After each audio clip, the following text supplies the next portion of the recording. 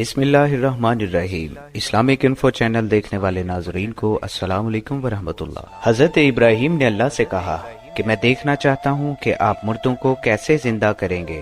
رب نے کہا ایمان نہیں تمہارا اس پر۔ حضرت ابراہیم بولے اپنی آنکھ سے دیکھ لوں گا تو میرا ایمان اور پختہ ہو جائے گا۔ تو پھر یوں ہوا کہ رب نے حکم دیا 4 پرندے لو اور انہیں خود سے اچھی طرح مانوس کر لو۔ پیر مولانا حضرت لکھتے ہیں کہ وہ 4 پرندے ہنس، مور، مرغا اور کوا تھے۔ حضرت ابراہیم نے اللہ کے حکم کے مطابق انہیں خود سے خوب مانوس کر لیا۔ تو اس کے بعد رب نے انہیں ذبح کر کے ان کے دھڑ الگ الگ پہاڑیوں کی چوٹیوں پر رکھنے کا حکم دیا۔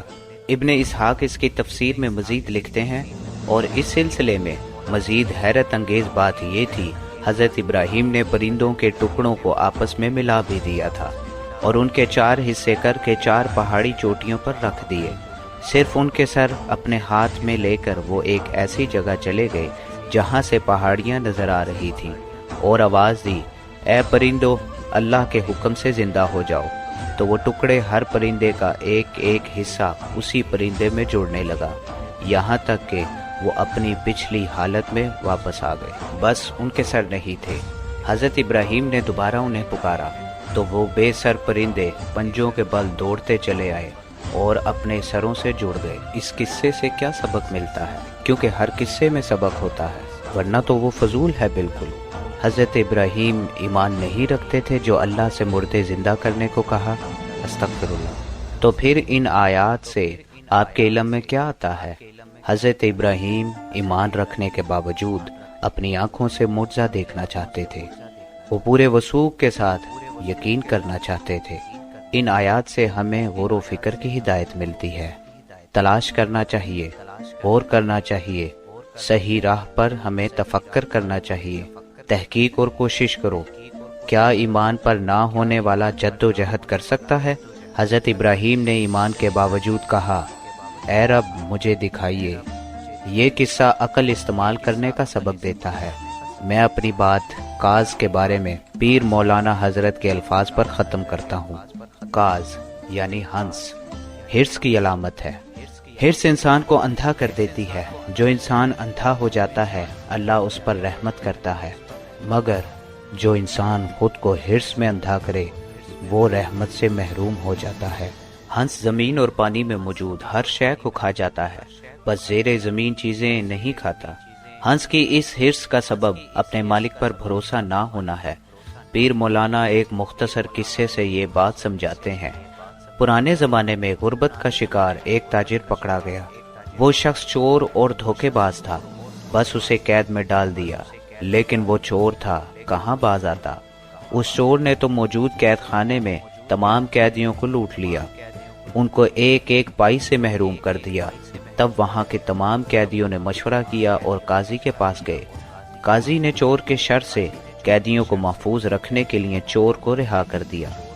چور نے بجائے خوش ہونے کے الٹا اعتراض کر لیا، قاضی صاحب یہ آپ کیا کر رہے ہیں؟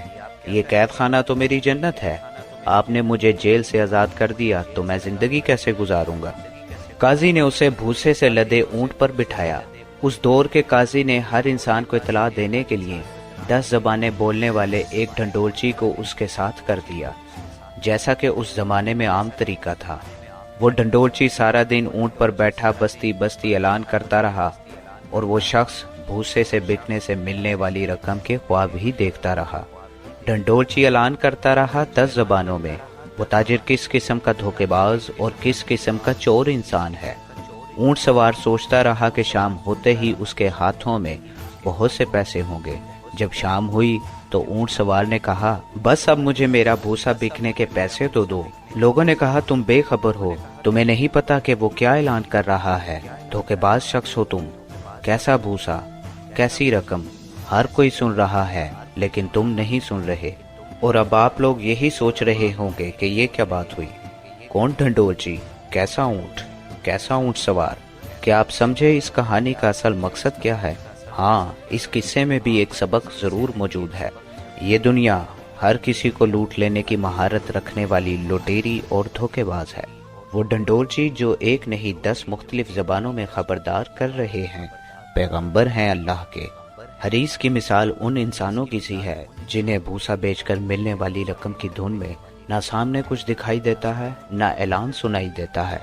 ताजिर की तरह जिसका कल्ब स्याह हो चुका है, वो खबरदार करने वाले पैगंबरों की आवाज़ तक नहीं सुनते। उन्हें दुनिया में सिवाय इसके किसी बात से सरोकार नहीं होता कि उनका मकाम हो, रुतबा हो, सोने चांदी के अंबार हों।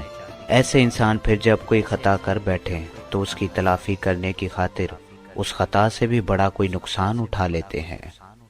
अगर आपको हमारी वीडियो पसंद आई है तो हमारी इस वीडियो को लाइक कीजिए, चैनल को सब्सक्राइब कीजिए और बेल आइकन पर ज़रूर क्लिक कीजिए ताकि आने वाली हर नई वीडियो आप तक बर वक्त पहुंच सके।